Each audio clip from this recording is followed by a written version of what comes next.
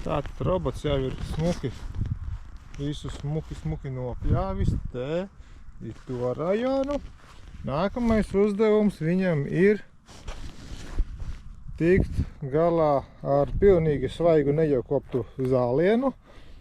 Te ir pāris reizes nopļauts ar zāpļāvēju. Iekartēšu šitos puķu dobes.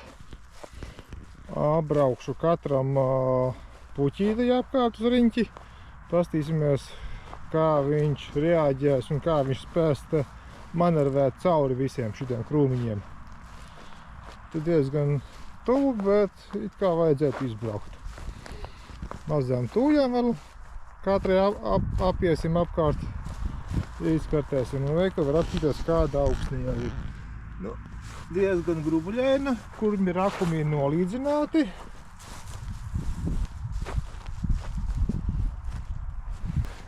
Plus viņam būs jauns izaicinājums tikt galā ar grāvja kanti.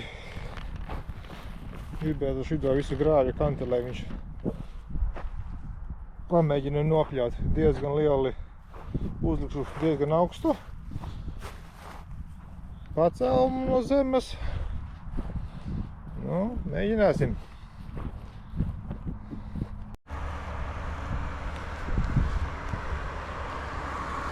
Šeit var labi redzēt, ka viņš to mērtā patās mēģina tukšos nenopļautos malas iebraukt un kaut ko papļaut. Tā gluži nav, kad viņš vienkārši viņu ignorē un nemēģina.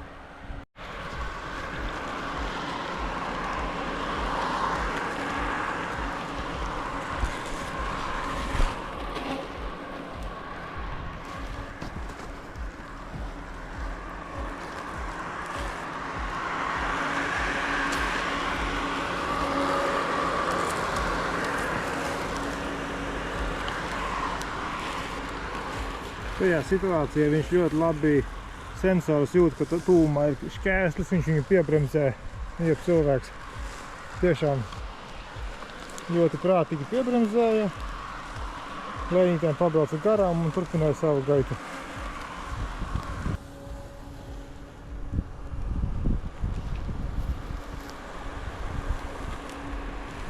Apgriezties nevar, slīt lejā.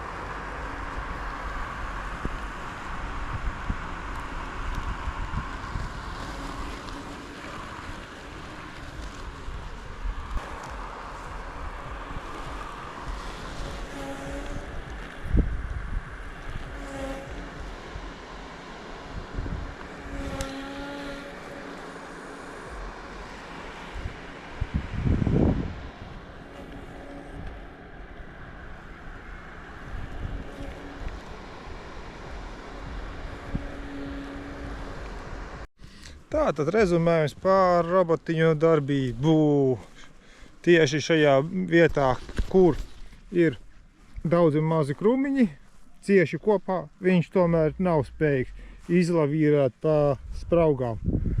Bišķu platāks viens no otra droši. Nu, platums vismaz metram bišķu vairāk, tad viņš tiek cauri. Ja bišķu tur mazāks pa metru, nebūs. Tas ir viens. Tātad pa slīpumu,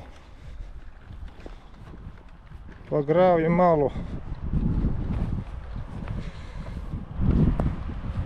Tur, kur ir liels slīpums, šis lielais slīpums, tur, kur ir gar vienu malu, viņš īsti ne, viņš visu laiku slīd nost, un tad pēkšņi mēģina braukt atpakaļ un atpakaļ virsū. Tā īsti grāvim, nu, vat atkal noslīdēja no savas iezīmētās līnijas, viņš noslīd nost, un tad viņš sāk muļāt un mēģina atpakaļ noķert savu signālu tur, kur vajag braukt.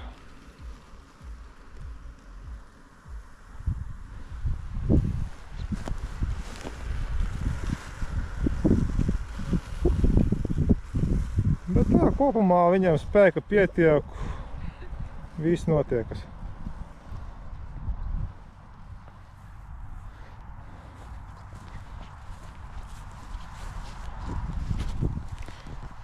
Nākamais izaicinājums viņu likšu pārbaudīt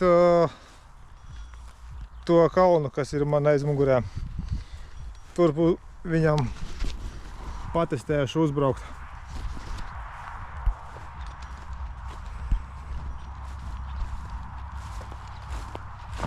Kalns liels. Viena puse ļoti stāv, otra puse bišķi lēzenāka.